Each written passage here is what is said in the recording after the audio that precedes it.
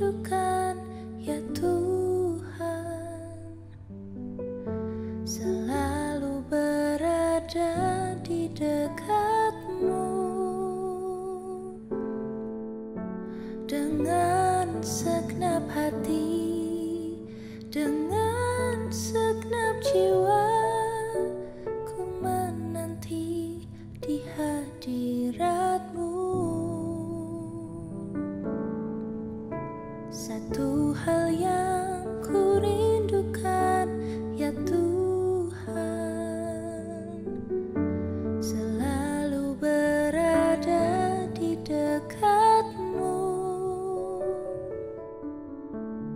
dengan segenap hati, dengan segenap jiwa. Ku menanti di hadiratmu. Lebih dalam lagi ku rindukan Tuhan, lebih dari segala yang ada. Lebih dalam lagi ku cinta Kau Yesus, ku mengasihimu.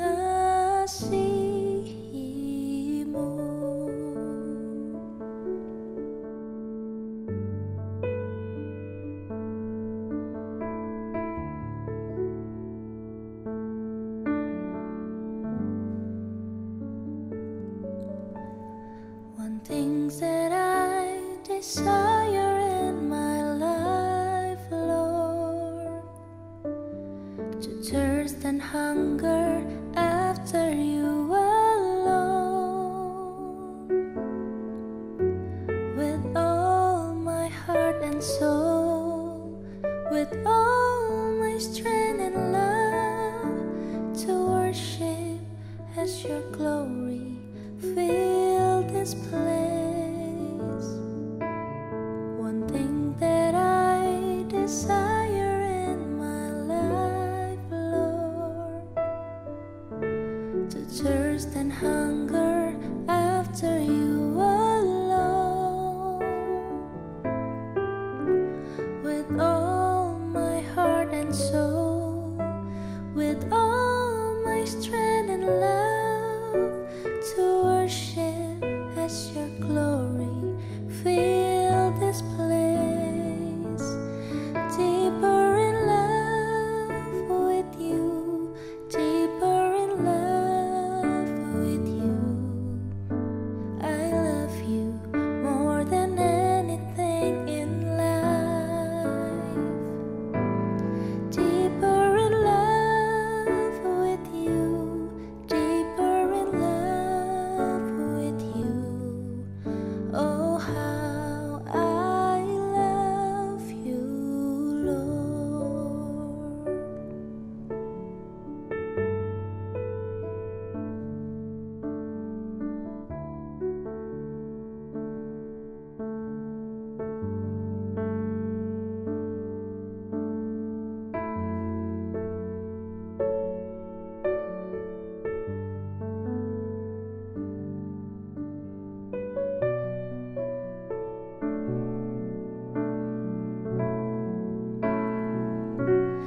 Deeper in love with you, deeper in love with you. I love you more than anything in life. Deeper in love with you, deeper in love with you. Oh, how I love you, Lord. Deeper in love with you, deeper in love with you. I love you more than anything in life. Deeper in love with you, deeper in love with you. Oh, how I love you, Lord.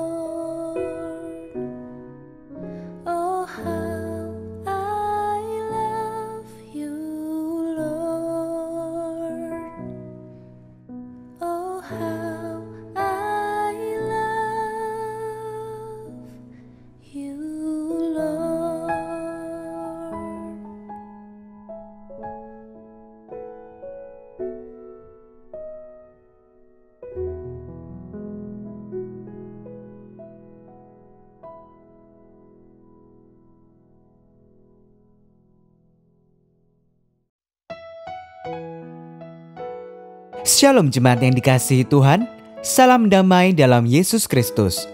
Sebelum memulai kebaktian minggu ini, mohon perhatian untuk warta lisan sebagai berikut.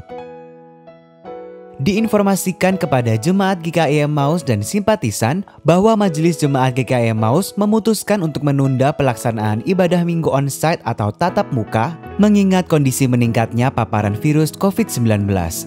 Jemaat diharapkan turut menjaga diri dengan menerapkan 6M, memakai masker medis, mencuci tangan dengan sabun, menjaga jarak, menjauhi keramaian, mengurangi mobilitas, dan menghindari makan bersama. Majelis Jemaat GKI Emmaus akan membuka kembali ibadah tatap muka atau onsite terbatas apabila kondisi sudah kembali kondusif. Mohon jemaat ikut mendoakan. Majelis Jemaat GKI Emmaus telah membuka pencalonan penatua GKI Emmaus untuk masa pelayanan 1 Januari 2002 sampai dengan 31 Desember 2024. Seluruh anggota CD GKI Emmaus diharapkan untuk mengajukan usulan nama calon penatua. Syarat pencalonan penatua berdasarkan Tata Gereja dan Tata Laksana Gereja Kristen Indonesia pasal 38 yang dapat dibaca pada warta jemaat atau dengan membuka link yang telah tersedia. Jemaat dapat mengajukan nama-nama calon penatua GKI Emmaus melalui WhatsApp ke Pendeta Yohanes Putra Pratama atau Pendeta Setia Hadi atau melalui Google Form yang sudah disediakan. Nama-nama yang diajukan diterima paling lambat pada Minggu 1 Agustus 2021. Informasi lebih lanjut dapat dibaca pada warta jemaat. Komisi Pembinaan dan Pengajaran GKI Emmaus akan mengadakan pemahaman Alkitab online rutin pada Senin 26 Juli 2021 pukul 7 malam dengan tema Roh Kudus Sang Penolong. Dipimpin oleh Bapak Andreas Jemi Desia Rianto. Jemaat dapat mengikutinya melalui aplikasi Zoom Meeting atau link YouTube GKI Emmaus. Informasi lebih lanjut dapat dibaca pada warta jemaat. Komisi Anak GKI Emmaus mengadakan persekutuan doa online khusus kelas tunas pada Minggu 25 Juli 2021 pukul 11 siang dengan tema Aku dan Watakku. Dipimpin oleh Kak Abel Christopher Aruan. Komisi Pemuda Remaja GKI Emmaus mengadakan wakul atau waktu KPR kumpul pada Sabtu 31 Juli 2021 pukul 5:30 sore dengan tema Healing. Dipimpin oleh Saudara Heavenly Joy Malangkaimba. Komisi Kesaksian dan Pelayanan GKI Emmaus mengadakan persekutuan sektor online khusus sektor Demak, Maijen Sungkono, dan Duku Kupang pada Kamis 22 Juli 2021 pukul 7 malam dengan tema Arti Kehadiran. Dilayani oleh Ibu Diana Simanjuntak. Mohon kehadiran jemaat khususnya sektor Demak, Maijen Sungkono, dan Duku Kupang. Informasi lebih lanjut dapat dibaca pada warta jemaat.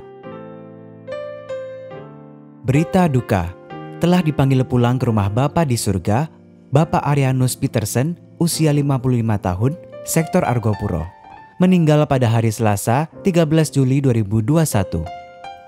Jenazah telah dimakamkan pada Selasa, 13 Juli 2021 di TPU Keputih, Surabaya. Telah dipanggil pulang ke rumah Bapa di surga, Bapak Andrianus Wahyudi, usia 80 tahun, sektor Manyar. Meninggal pada hari Selasa, 13 Juli 2021. Jenazah telah dimakamkan pada Selasa, 13 Juli 2021 di TPU Keputih, Surabaya.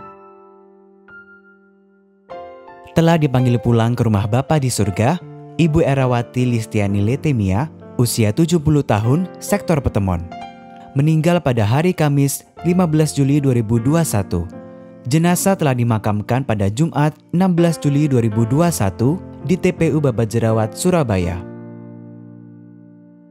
Majelis Jemaat dan Jemaat GKI Emmaus menyampaikan turut berduka cita yang mendalam kepada keluarga yang ditinggalkan. Kiranya kekuatan, penghiburan, dan penyertaan Tuhan Yesus Kristus menyertai seluruh keluarga. Sekian warta lisan minggu ini. Selamat beribadah, Tuhan Yesus memberkati.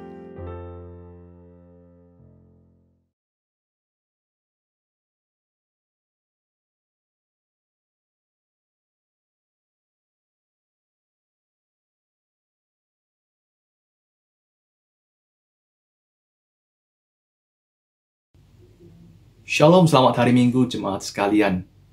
Bersyukur kita semua dapat berkumpul dan beribadah pada hari ini. Itu semua adalah anugerah dari Tuhan.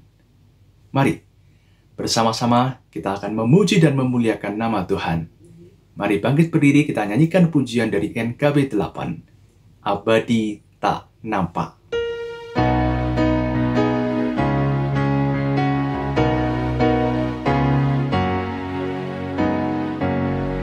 Abadi tak nampak, Allah yang esa, yang tak terhampiri, terang tahtanya, yang dalam putranya telah dikenal.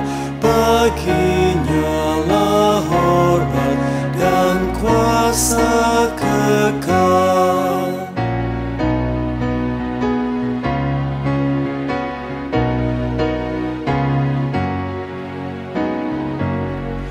Ya Bapa Pencipta segala terang, dipuji malaikat di sorga cerlang. Pun kami memuji, pun kami sembah Engkau yang bertahta di cahaya baka.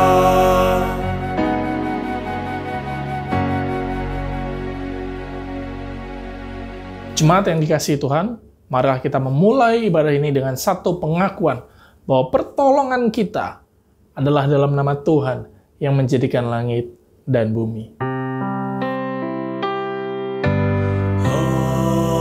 Amin, amin, amin, amin,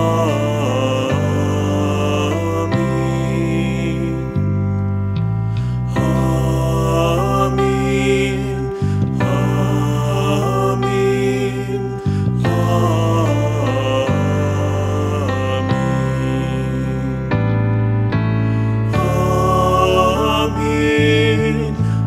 amin, amin, amin, amin, amin.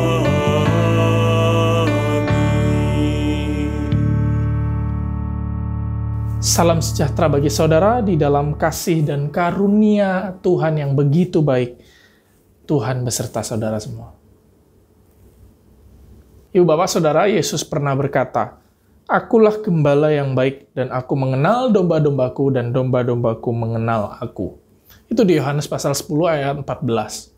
Bagian itu mengisyaratkan sebuah semangat keterbukaan, semangat berelasi, semangat pengenalan, semangat persahabatan antara Yesus dengan murid-muridnya, antara Yesus dengan yang digembalakannya. Nah, kita akan ulas, kita akan mengenal Yesus lebih dalam lagi, khususnya di dalam penggembalaan Yesus. Mari kita menyanyikan, Tuhan Kau Gembala Kami.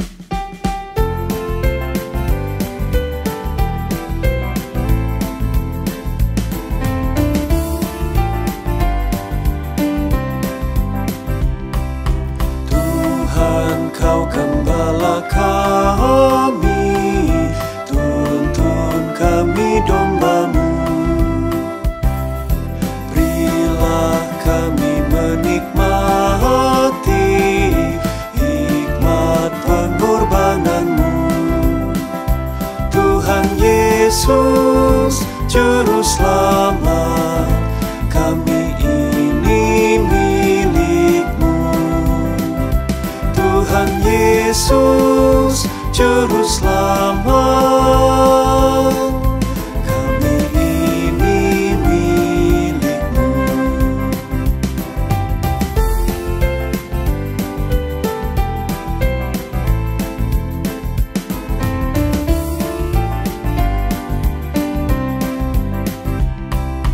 Kau pengawal yang setia, kawan hidup terdekat.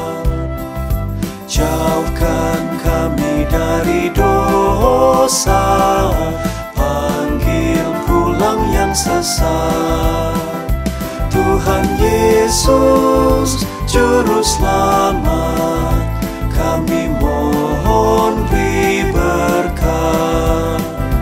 Tuhan Yesus Juru Selamat, kami mohon beri berkat.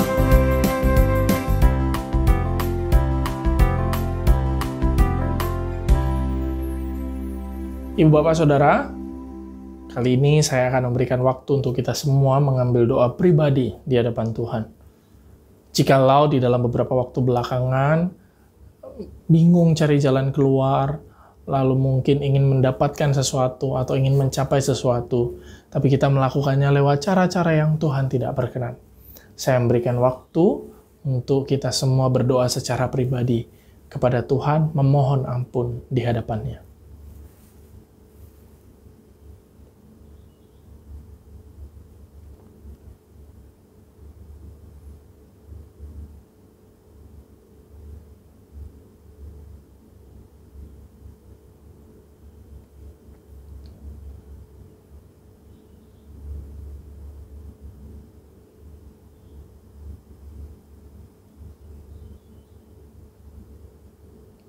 Tuhan, inilah kami dengan kelemahan kami dan kerapuhan kami.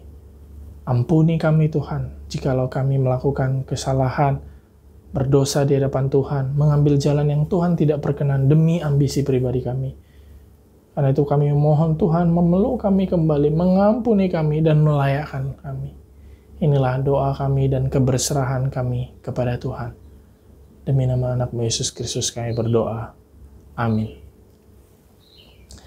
Bapak Ibu Saudara, ada satu berita anugerah yang saya mau sampaikan kepada kita semua tentang begitu besar kasih Tuhan bagi kita yang tulus hati memohon ampun. Yohanes pasal 15 ayat 13, tidak ada kasih yang lebih besar daripada kasih seorang yang memberikan nyawanya untuk sahabat-sahabatnya. Yang menarik adalah dikatakan tidak ada kasih yang lebih besar daripada kasih seorang yang memberikan nyawanya. Jadi kalau kita mencari kasih dari manapun, jangan lupa ada satu pribadi yang menganggap kita sahabatnya sampai-sampai dia memberikan nyawanya bagi kita demi pengampunan kita dan demi kita tidak dikungkung oleh dosa. Demikian berita anugerah dari Tuhan.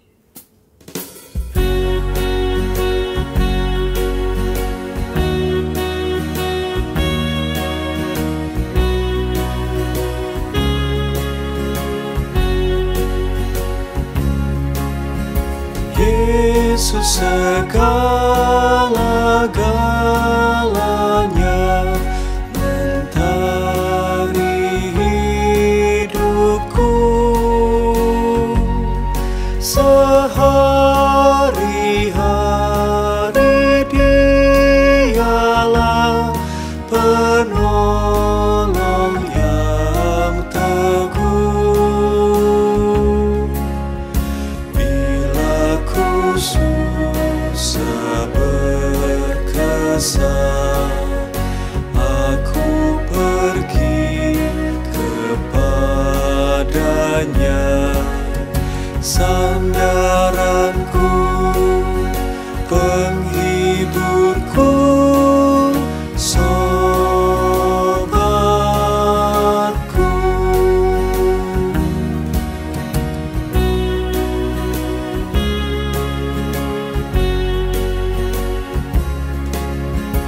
Yesus segala-galanya, temanku terdekat. Padanya aku berserah sekarang dan tetap.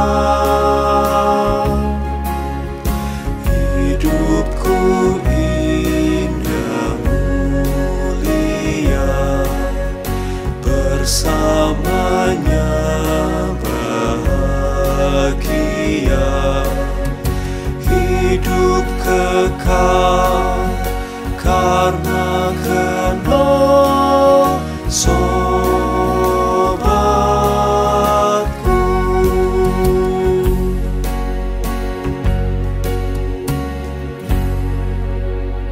Bapak Ibu Saudara sekalian, mari kita memulai pemberitaan firman Tuhan.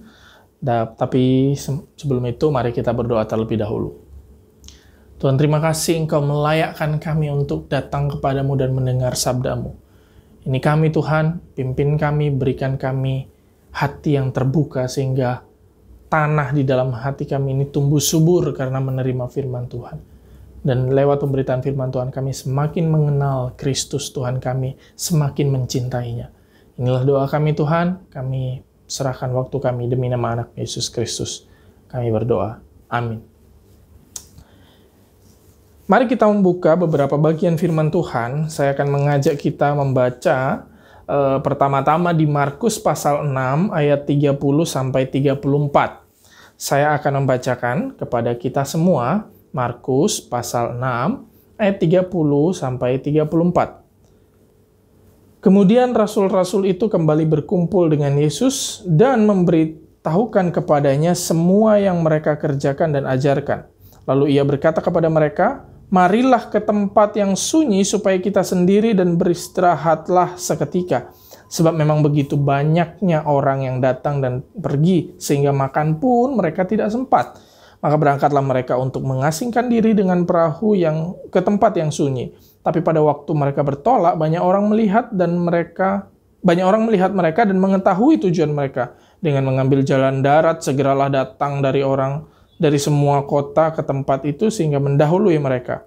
Ketika Yesus mendarat, ia melihat sejumlah orang banyak, maka tergeraklah hatinya oleh belas kasihan kepada mereka. Karena mereka seperti domba yang tidak mempunyai gembala. Lalu mulailah ia mengajarkan banyak hal kepada mereka." Lalu ayat berikutnya adalah ayat 53 sampai 56. Setibanya di seberang, Yesus dan murid-muridnya mendarat di Genesaret dan berlabuh di situ. Ketika mereka keluar dari perahu, orang segera mengenal Yesus. Maka berlari-larilah mereka ke seluruh daerah itu dan mulai mengusung orang-orang sakit di atas tilamnya kepada Yesus, di mana saja kabar ia berada. Kemanapun ia pergi, ke desa-desa, ke kota-kota, dan ke kampung-kampung, orang meletakkan orang-orang sakit di pasar dan mohon kepadanya, supaya mereka diperkenankan hanya menjamah jubah-jubahnya saja, dan semua orang yang menjamahnya menjadi sembuh. Ayat berikutnya, yang terakhir, Yohanes pasal 15 ayat yang ke-15. Ini salah satu ayat favorit saya juga. Yohanes pasal 15 ayat yang ke-15. "Aku tidak menyebut kamu lagi hamba, sebab domba tidak tahu apa yang diperbuat oleh tuannya. Tetapi aku menyebut kamu sahabat, karena aku telah memberitahukan kepada kamu segala sesuatu yang telah kudengar dari Bapakku."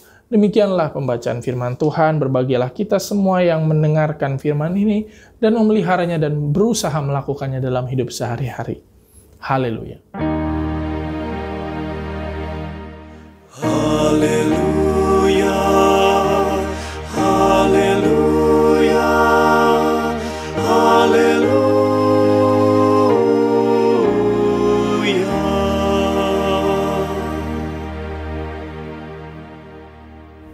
Bapak Ibu Saudara, pada waktu kecil saya punya kebiasaan main gitu. Dan puji Tuhan sekarang kebiasaan itu saya nggak lihat banyak di anak-anak kecil, dan karena itu kebiasaan yang salah. Waktu itu ada ayam kan, zaman dulu kan dicat kecil-kecil, kuning, merah, hijau gitu kan. Nah, ngecat ayam itu salah, tapi karena saya kecil waktu itu kan saya nggak tahu, mainan aja taunya, beli terus saya buat mainan ayamnya. Entah saya gabungin dengan yang lain atau lempar-lempar gitu. Nah, kenapa saya lempar? Saya pikir ayam itu bisa terbang, karena kan punya sayap toh. Jadi kan seperti burung. Jadi waktu saya kecil saya lempar, wing gitu kan. Siapa tahu dia terbang gitu kan. Ternyata tidak terbang, jatuh lagi. Saya lempar lagi, terus jatuh lagi gitu. Nah, tolong kalau masih punya anak yang main kayak gini, tolong dilarang. Karena itu membunuh ayam. Tapi saya karena nggak tahu. Saya pengennya ayamnya terbang. Jadi saya lempar. Pengennya terbang. Saya lempar lagi. Tapi ternyata nggak bisa tetap.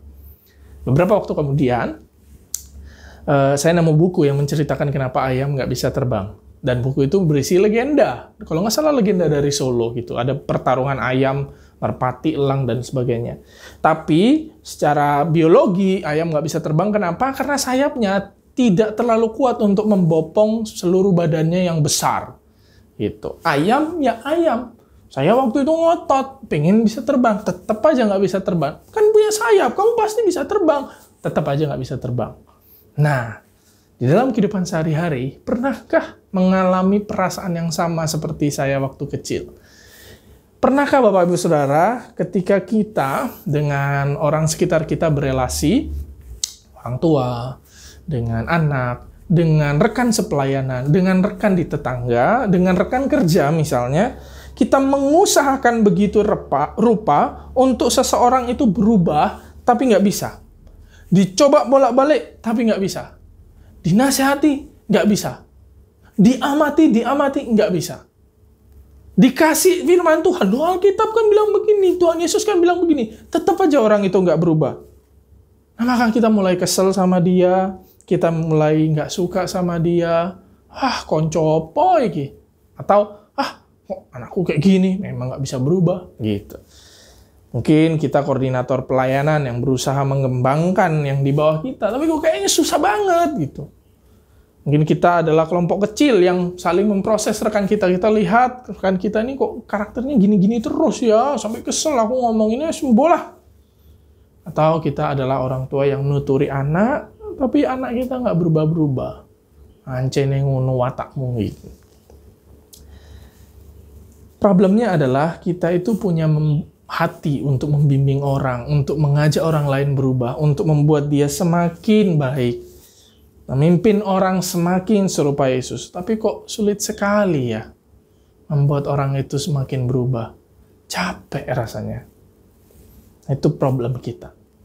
Nah, maka pada hari ini saya mengajak kita semua menggumulkan pribadi yang menjadi role model kepemimpinan kita, yaitu Yesus Kristus. Nah, kepemimpinan apakah yang ditampakkan oleh Yesus, Bapak Ibu Saudara sekalian? Yohanes 15, ayat 15 yang kita baca di bagian yang terakhir tadi, itu bilang begini, saya akan ulangi Yohanes pasal 15, ayat 15. Yohanes 15, ayat 15 bilang begini, Aku tidak menyebut kamu lagi hamba, sebab hamba tidak tahu apa yang diperbuat oleh tuannya, tetapi aku menyebut kamu sahabat, karena aku telah memberitahukan kepada kamu segala sesuatu yang kudengar dari Bapakku. Kepemimpinan Yesus adalah kepemimpinan yang menyahabati. Dia menggembalakan orang, memimpin orang, mengarahkan orang, tapi dia menyahabati. Modelnya Yesus seperti itu.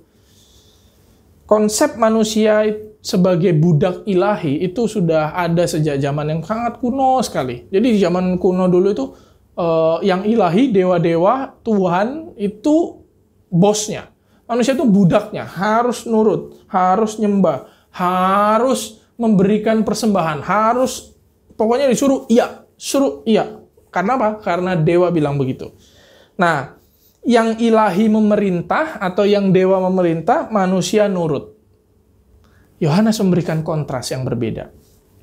Yesus memberitahukan kepadamu segala sesuatu. Aku memberitahukan kepadamu segala sesuatu, kata Yesus.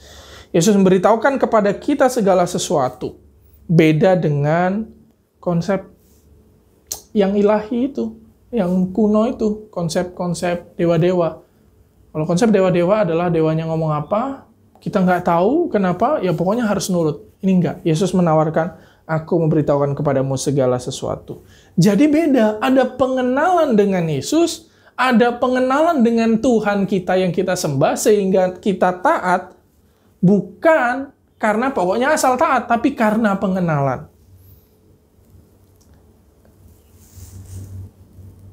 Cara Yesus memimpin murid-murid itu bukan hanya menyuruh, bukan hanya mengarahkan, tetapi menjadi sahabat. Sehingga kita ketika taat, ketika mau diarahkan oleh Yesus, bukan karena kita taat buta, tapi karena kita kenal Yesus itu siapa, dan apa yang Yesus inginkan pada kita. Kalau kita, sekarang kita refleksikan ya, kalau kita, kepemimpinan kita kepada orang yang kita rasa sulit untuk berubah tadi. Kalau kita hanya menyuruh dan mengarahkan orang untuk serupa Yesus, jangan-jangan mungkin kita tidak serupa Yesus. Kenapa? Karena kita hanya menyuruh, karena kita hanya mengarahkan. Sedangkan Yesus tidak seperti itu. Nah, pertanyaannya adalah, seperti apakah kepemimpinan sahabat yang ditampakkan Yesus itu ketika konkretnya dilakukan? Oh ya tahu, sekarang aku kepemimpinan itu nggak boleh cuma nyuruh, nggak boleh cuma mengarahkan, karena kita tahu yang benar kayak gimana, kita arahkan orang. Nggak boleh cuman itu. Oke, tapi bentuknya kayak gimana? Nah, ini dia bentuknya. Markus pasal 6 ayat 30 sampai 56 menjelaskan semuanya. Indah sekali. Yesus itu ada satu karakteristik dari kepemimpinan yang menyahabati atau kepemimpinan yang bersahabat. Karakteristik pentingnya, ada banyak karakteristik lain, tapi saya mau mengangkat karakteristik ini karena ini sangat dekat sekali dengan pergumulan kebanyakan dari kita saat ini. Karakteristiknya adalah Yesus bersedia diintervensi. Apa itu diintervensi, Bapak Ibu Saudara sekalian? Diintervensi itu adalah ketika Yesus punya tujuan, Yesus punya niat, Yesus punya jadwal. Tapi karena ada kebutuhan orang, maka dia bersedia untuk tujuan itu, niat itu, dan jadwal itu dipengaruhi kebutuhan orang itu. Saya ulangi, diintervensi artinya kita punya niat, kita punya jadwal, kita punya tujuan, tapi karena ada kebutuhan orang, kita bersedia untuk tujuan kita, niat kita, jadwal kita, itu dipengaruhi oleh kebutuhan orang itu. Misalnya contoh, Markus 6 ayat 31 tadi. Di situ dibilang, marilah kita ke tempat yang sunyi supaya kita sendiri dan beristirahat seketika. Maksudnya itu beristirahat ke tempat yang sunyi. Akhirnya apa? Matius 6 ayat 34, Yesus lihat ada domba tak bergembala. Kenapa? Karena orang-orang itu rame menunggu Yesus di seberang. Akhirnya apa? Ya udah Yesus layani. 6 ayat 35, ketika hari mulai malam di situ ditulis, pulang makan sendiri. Itu maksudnya murid-murid. Guru, udah mulai malam nih, mereka suruh pulang supaya cari makan sendiri-sendiri. Yesus bilang, enggak, kamu harus kasih mereka makan dan kita makan sama-sama di sini. Matius 6 ayat 45, kalau tadi hari mulai malam, ini hari sudah malam. Sudah malam, Yesus habis berdoa sendiri, habis berdoa, Yesus ngelihat, loh, murid-muridnya kok cari ikan? Betapa susah payah mereka. Dan akhirnya Yesus menolong murid-muridnya. Dan bagian yang terakhir, di pasal 6 ayat 53-54, Yesus baru keluar dari perahu, baru turun. Orang-orang sakit berbondong. Lihat orang-orang sakit, Yesus hatinya tergerak lagi oleh belas kasihan. Dan Yesus layani lagi. Itu bentuk rela diintervensi. Bapak saudara sekalian, kalau kita memimpin orang, kita ingin orang lain berubah, kita ingin membimbing orang ke arah yang benar, dan kita tahu, oke, caranya bukan cuma nyuruh, bukan cuma ngasih tahu, tapi saya harus jadi sahabat dia. Nah, salah satu karakteristik penting yang kita harus pegang adalah kita mau diintervensi. Kita terbuka untuk kita diganggu, untuk jadwal kita diganggu, untuk kepentingan kita, tujuan kita diganggu. Itu rela diintervensi. Saya ada satu karet. Ini satu karet. Karet ini, kalau saya pakai, ini ada hand sanitizer, ini adalah obat, kumur, betadine kumur, mulut. Kalau ini dua-duanya karetnya kan segini. Tapi kalau kita tarik, dia bisa mengikat dua. Nah, pertanyaannya adalah, karet kalau ini bisa mengikat dua. Tapi kalau saya tambahin barang yang lebih gede lagi, ini semprot disinfektan. Bisa nggak? Bisa, kalau ditarik. Kalau ditarik begini, dia bisa merangkul. Makin ditarik lagi, dia bisa mengambil dan mengikat beberapa barang. Ya tentu saya nggak akan menarik karet ini sampai putus. Tapi poinnya adalah karet hanya bisa mengikat sesuatu atau mengikat barang yang banyak kalau dia ditarik dari luar. Hanya dengan ditarik oleh sesuatu dari luar lah, maka karet itu bisa mengembang dan berguna untuk benda yang berukuran lebih besar atau untuk sesuatu yang lebih banyak. Sama seperti kita, Bapak Ibu Saudara sekalian. Hanya dengan berhadapan dengan intervensi dari luar lah, kita bisa belajar untuk jadi berkat bagi banyak orang. Karena itu kadang-kadang Tuhan mengizinkan kita masuk atau berhadapan dengan intervensi. Dan lewat itu, Tuhan membuat kita berkembang dan jadi berkat buat orang lain. Nah, pertanyaannya, kita mau nggak diintervensi hidup kita? Kita bukan cuma nyuruh orang, kita bukan cuma membimbing, mengarahkan orang, kasih tahu yang benar, tapi kita rela diintervensi oleh hidupnya, rela diintervensi oleh lambatnya progresnya dia, rela diintervensi oleh kata-katanya mungkin, oh masih menyakiti saya, tapi saya tahu dia masih terus berprogres, dia masih pelan-pelan berjalan. Rela nggak untuk kita diintervensi? Kalau kita rela diintervensi, lewat itu Tuhan akan pakai bentuk kita semakin berkembang, semakin jadi berkat bagi banyak orang. Bapak Ibu Saudara sekalian, saya masuk di GKI Emmaus ini Mei 2019. Dan akhir Juli ini saya akan mengakhiri pelayanan di Emmaus. Dan tak terasa saya udah 2 tahunan. Dari selama saya melayani di Emmaus, saya belajar satu hal dari jemaat GKI Emmaus. Dan kalau saya bisa rangkum GKI Emmaus itu dengan 3 kata. Dan kebetulan salah satu kata ada di dalam tema kita tahun ini. Emmaus adalah gereja yang adaptif. Apa itu gereja yang adaptif? Ada banyak intervensi-intervensi, ada banyak perubahan-perubahan, dan jemaat Emmaus bersedia adaptif terhadap semua itu. Dan itu dilakukan demi jadi berkat buat orang-orang yang dikasihi Tuhan. Izinkan saya tracking back, melihat beberapa momen-momen 2 tahun yang lalu. Mei 2019, ketika saya pertama kali di sini, pertama kali datang, itu ada camp. Awalnya camp itu kan terpisah usia, tetapi dicoba pada waktu itu camp gabung, camp keluarga. Karena mau mencoba, akhirnya jadilah camp keluarga yang mengikat persatuan dan belajar tentang kedekatan di dalam keluarga sendiri. Agustus 2019, ketika Pak Pendeta Timothy meninggal, saya melihat juga sebuah tindakan yang adaptif. Ketika tamu berjubel waktu itu, ramai sekali, dan kita nggak pernah menyangka kalau misalnya akan banyak, dan di depan itu kursi-kursi ternyata bakalan penuh, dan ternyata harus ada konsumsi yang harus dibagi. Akhirnya apa? Panggil teman-teman KPR. Saya memberikan apresiasi buat teman-teman KPR pada waktu itu, karena sigap mau bersedia hadir, mau dijadwalin datang, langsung kamu gitu, tak-tak begitu. Bersama dengan ibu-ibu yang ada di dalam ruang KPR di pojok itu tentunya, yang mengurusin konsumsi juga. Saya senang sekali pada malam itu semua bergerak cepat, beradaptasi dengan situasi yang ada untuk melayani.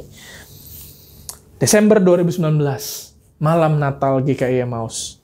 Pada waktu itu saya juga melihat satu tindakan adaptif. Ketika pertama kali, saya nggak tahu itu pertama kali yang saya lihat semenjak 2017, waktu saya ini, kita coba malam Natal, drama, lalu malaikat-malaikatnya itu keluar dari langit, langsung menyanyikan nyanyian pujian. Nah, dibukakan tirai. Nah, ketika proses rias, perias-periasnya kepingin dengan total meriasnya. Supaya apa? Supaya beneran kelihatan malaikat. Kan beda dengan kalau misalnya kita paduan suara lalu kayak baju malaikat biasa. Mungkin nggak akan rias. Tapi karena itu drama, kita pingin total, kita pingin seperti malaikat beneran turun dari sorga, dikasih manik-manik, dikasih riasan yang lengkap sekali.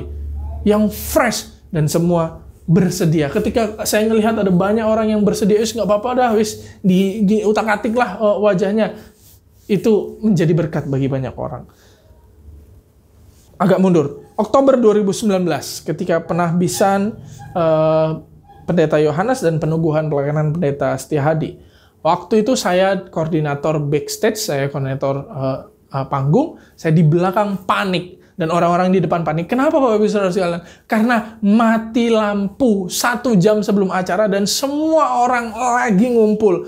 Semua panik, saya di belakang panik, koordinasi, gimana? Terus saya keluar, lari ke depan, lihat ada beberapa orang. Saya ngelihat ada orang-orang yang mengerjakan sesuatu tidak sesuai dengan job desk-nya. Ada yang telepon PLN, ada yang ke sini, ada yang ngomong ke sana. Semua langsung sigap mengambil bagiannya masing-masing. Tentu dengan doa, pada waktu itu akhirnya kita berdoa di samping gereja, dan Tuhan menolong juga lewat itu.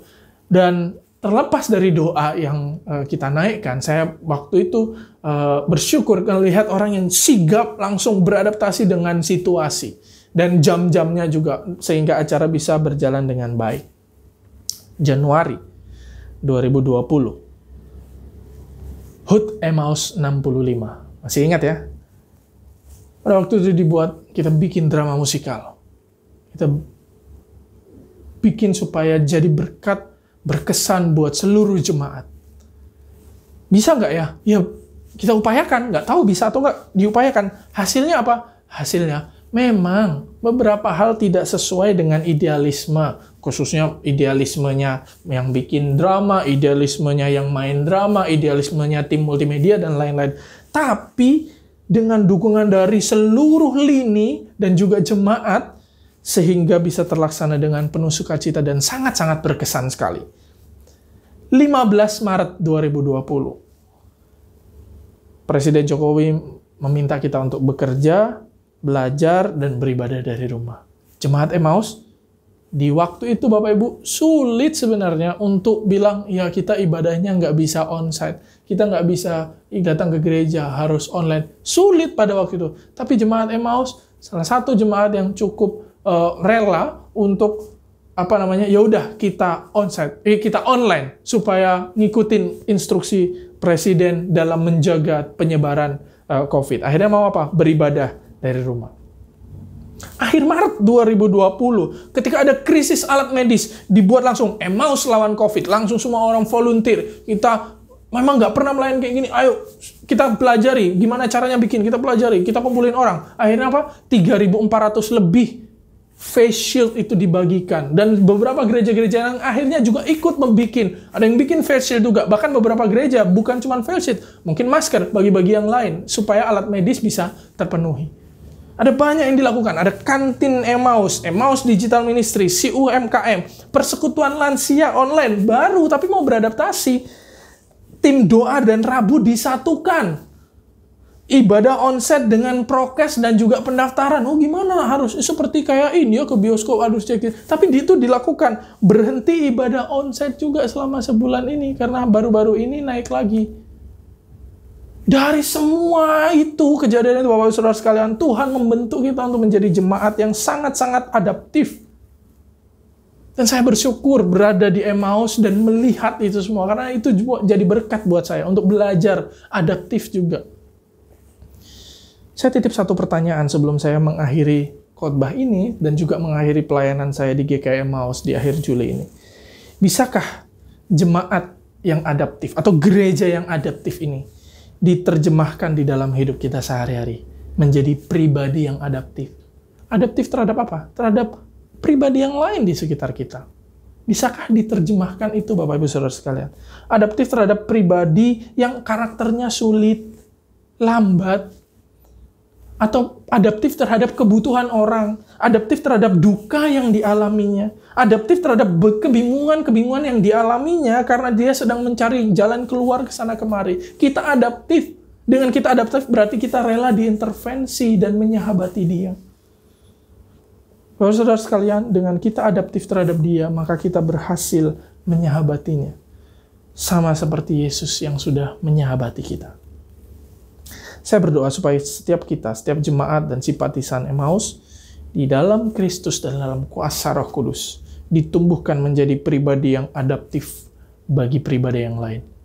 Dengan demikian kita belajar untuk menyahabati yang lain. Sama seperti Yesus yang menjadi teladan dari spirit persahabatan itu. Mari kita berdoa. Inilah doa kami Tuhan. Kami ingin mengubah orang. Kami ingin membuat orang lain lebih baik. Kami ingin membuat orang lain semakin serupa Kristus. Tapi ajarkan kami tidak hanya untuk mengarahkan, tidak hanya untuk memberitahu, tapi kami mau menyahabatinya, menemani perjalanannya. Hidup kami diintervensi, kami diganggu, kami adaptif, beradaptasi dengan karakternya dia, pergumulan dia, cerita hidupnya dia. Inilah doa kami Tuhan. Tanpa kuasa Roh Kudus kami tidak akan mampu melakukannya. Karena itu kami memohon penyertaan Tuhan. Inilah doa kami Tuhan demi nama anak Yesus Kristus kami berdoa. Amin.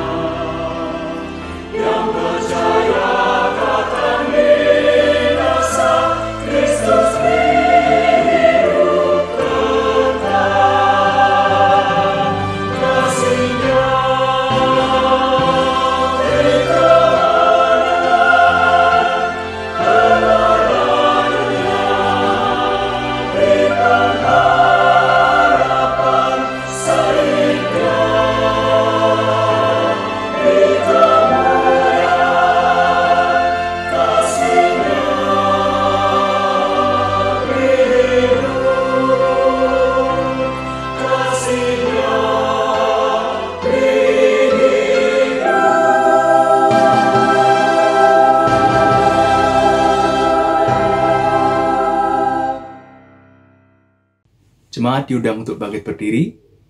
Marilah bersama dengan gereja dari segala abad dan tempat, kita mengucapkan pengakuan iman kita menurut pengakuan iman rasuli.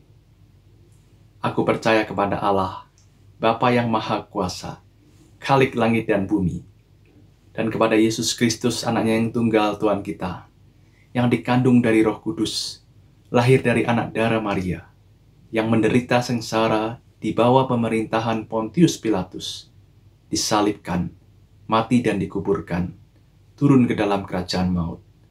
Pada hari yang ketiga, bangkit pula dari antara orang mati, naik ke surga, duduk di sebelah kanan Allah, Bapa yang Maha Kuasa, dan dari sana ia akan datang untuk menghakimi orang yang hidup dan yang mati. Aku percaya kepada Roh Kudus, gereja yang kudus dan am, persekutuan orang kudus, pengampunan dosa, kebangkitan orang mati, dan hidup yang kekal. Amin. Mari kita berdoa syafaat bersama-sama, dan saya mengajak kita semua mendoakan satu nama mungkin yang kita ingat, yang sedang bergumul, yang sedang mencari jalan keluar, dan yang sedang mungkin struggle dengan karakternya, dengan dosa-dosanya dan pergumulan pribadinya bersama dengan Tuhan. Saya meminta kita semua berdoa, mengingat satu nama itu dan mendoakan dia di hadapan Tuhan.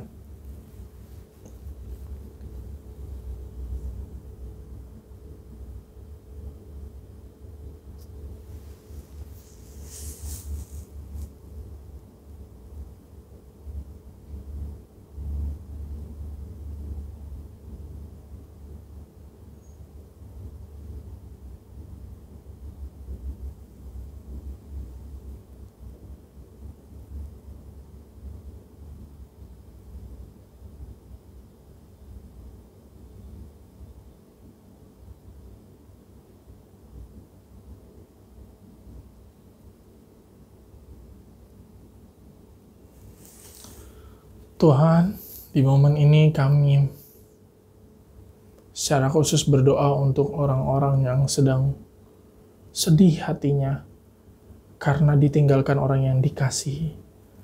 Tuhan, kekuatan tidak datang dari diri kami sendiri. Kekuatan juga tidak datang dari orang lain. Karena tidak selamanya orang lain itu bisa menemani dan hadir di saat-saat jemaatmu berduka atau merindukan orang yang dikasihinya. Tapi kekuatan datang dari Tuhan. Karena itu Tuhan, kami memohon Engkau menghibur hati yang berduka, menghibur hati yang patah karena kehilangan orang yang dicintainya. Sehingga mereka bisa semangat menjalani hidup. Maju lagi dengan kepala tegak dan satu keyakinan bahwa Tuhan akan beserta. Kami juga berdoa Tuhan untuk orang-orang yang bingung dengan penghidupannya karena masa-masa pembatasan ini Tuhan. Masa-masa ini adalah masa-masa di mana orang akhirnya harus memutar otak berkali-kali untuk melanjutkan kehidupannya, untuk memberi makan anak-anaknya. Tuhan, kami berdoa untuk jemaat-jemaat-Mu di tempat ini yang terus bergumul, yang sedang bergumul untuk penghidupan. Tuhan, yang berikan berkat dari celah-celah yang tidak terduga, dari keran-keran yang tidak pernah kami kira. Dengan demikian mereka bersyukur kepada Tuhan, bersyukur atas penyertaan Tuhan. Kami berdoa Tuhan untuk rumah sakit, dokter, tim medis, perawat-perawat, dan juga pejuang-pejuang ambulans jalanan yang setiap hari berlelah untuk menyelamatkan nyawa orang, setiap hari berlelah untuk menolong banyak orang, supaya tidak semakin parah. Kami berdoa Tuhan, mereka diberikan berkat, berikan hikmat, berikan kekuatan, kesehatan, dan perlindungan lebih, tutup bungkus dengan darah Kristus, sehingga mereka bisa terlindungi dari penyakit-penyakit atau virus yang menghantui. Tuhan, lihat hati nurani mereka. Mungkin mereka bukan orang Kristen, mungkin mereka bukan anak Tuhan, tetapi apa yang mereka lakukan itu membarui dunia ini, merestorasi dunia yang Engkau cintai ini Tuhan. Karena itu Tuhan, kami percaya Engkau terus beserta mereka, Engkau terus ada bersama-sama dengan mereka. Dan izinkan mereka menikmati keindahan Tuhan, menikmati sukacita dari Tuhan. Kami berdoa untuk pemerintah kami Tuhan, sehingga di masa-masa saat ini mereka melakukan dengan baik, mereka melakukan dengan benar tanggung jawabnya, tidak justru memanfaatkan untuk mencurangi dan korupsi Tuhan. Kami mungkin tidak bisa menjangkau, pikiran kami mungkin tidak sejauh itu, kami mungkin tidak mengerti dinamika politik yang ada, tapi kami mempercayakan negeri yang besar ini dengan pemerintahan yang besar ini juga kepada Tuhan, ke dalam tangan Tuhan. Inilah doa kami Tuhan.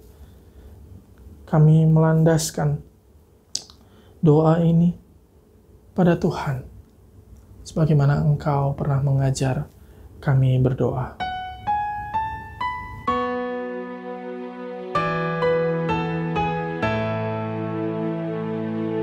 Bapa kami yang ada di surga, dikuduskanlah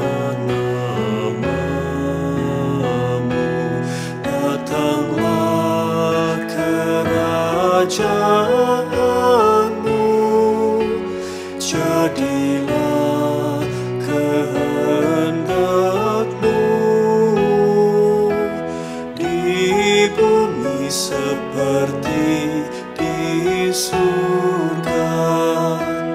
Berilah kami pada hari ini makanan kami secukupnya, dan ampuni kesalahan kami seperti kami ampuni yang lain,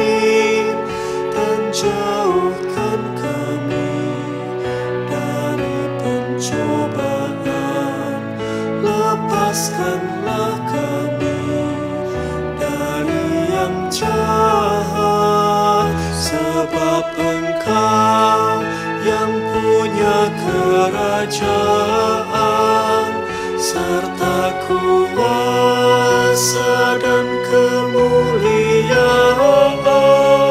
sampai selama-lamanya. Amin.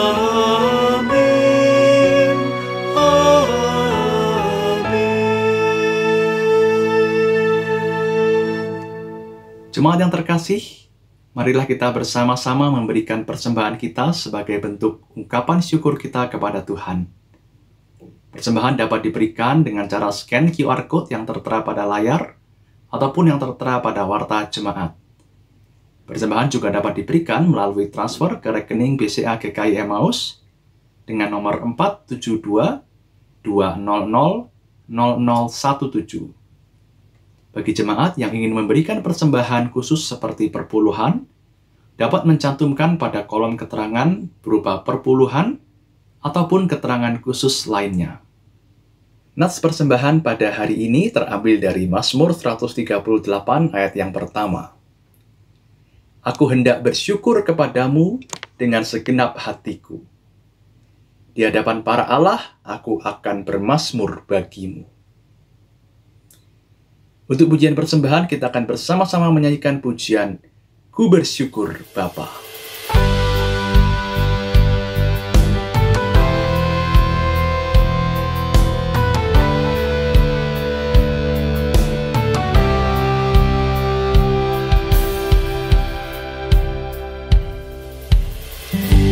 Banyak yang kau perbuat di dalam hidupku. Rancangan indahmu terjadi di hidupku. Bapa yang mengerti segala yang ku perlu, kasih-Mu sempurna nyata dalam hidupku. Ku bersyukur Bapa, ku bersyukur Tuhan, buat kasih setia-Mu di dalam hidupku. Ku bersyukur, ku bersyukur Bapa, ku bersyukur Tuhan, buat kasih setia-Mu di dalam hidupku. Ku bersyukur Tuhan.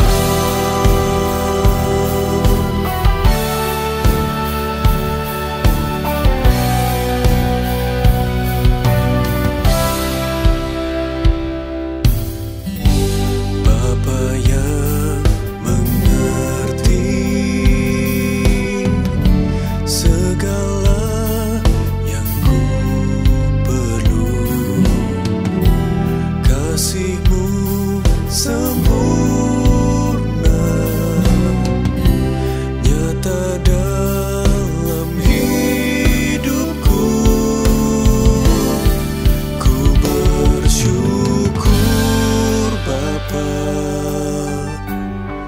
ku bersyukur Tuhan, buat kasih setia-Mu di dalam hidupku. Ku bersyukur, ku bersyukur Bapa,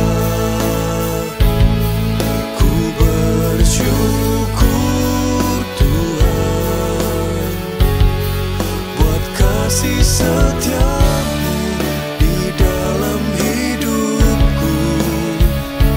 Ku bersyukur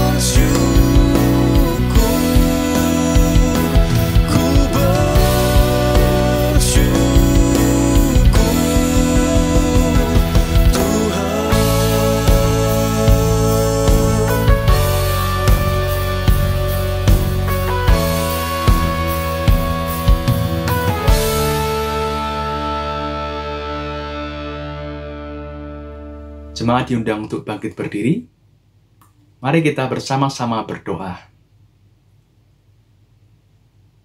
Bapa yang bertahta dalam kerajaan surga, sungguh kami bersyukur Bapa atas apa yang telah Engkau perbuat dalam kehidupan kami. Sungguh kami bersyukur Bapa atas karunia yang telah Engkau limpahkan dalam kehidupan kami hari lepas hari. Bapa, biarlah persembahan yang telah kami kumpulkan pada hari ini boleh menjadi ungkapan syukur kami Bapa atas semua pemeliharaan-Mu dalam kehidupan kami. Dan biarlah persembahan ini pun boleh dipergunakan hanya untuk kemuliaan nama-Mu saja ya Bapa.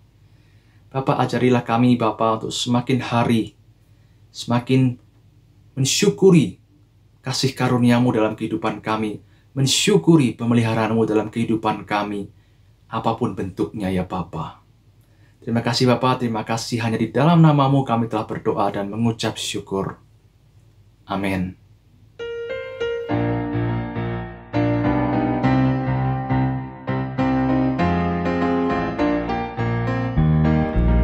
Tuhan mengutus kita ke dalam dunia, bawa pelita kepada yang gelap.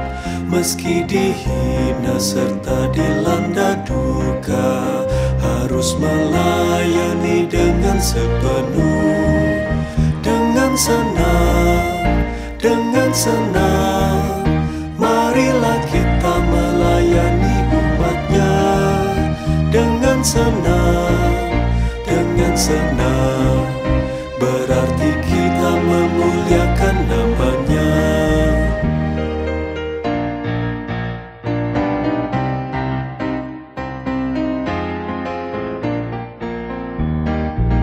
Tuhan mengutus kita ke dalam dunia, bagi yang sakit dan tubuhnya lemah.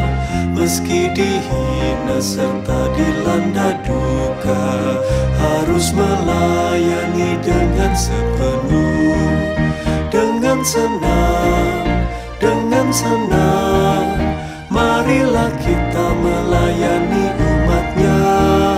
Dengan senang, berarti kita memuliakan nama-Nya. Jemaat yang dikasihi Tuhan, mari lanjutkan hidup kita. Ingat satu atau dua orang di sekitar kita yang mungkin orang sulit, baik itu karakter yang sulit, baik itu pergumulan hidupnya sulit, baik itu dia sedang mengalami kesulitan apapun.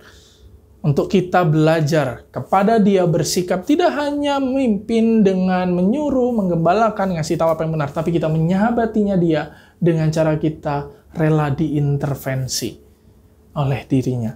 Mari kita memohon perkenanan Tuhan, dan saya percaya Tuhan akan menyertai kita ketika kita mau jadi berkat buat pribadi yang lain di sekitar kita. Dan sekarang arahkanlah hatimu kepada Tuhan. Jadilah saksi Kristus. Terpujilah Tuhan. Dan sekarang terimalah berkat sebagaimana Tuhan pernah menyampaikan. Tuhan memberkati kita dan melindungi kita. Tuhan menyinari kita dengan wajah-Nya dan memberi kita kasih karunia. Tuhan menghadapkan wajah-Nya kepada kita dan memberi kita damai sejahtera. Haleluya, haleluya, haleluya, haleluya, haleluya, amin, amin,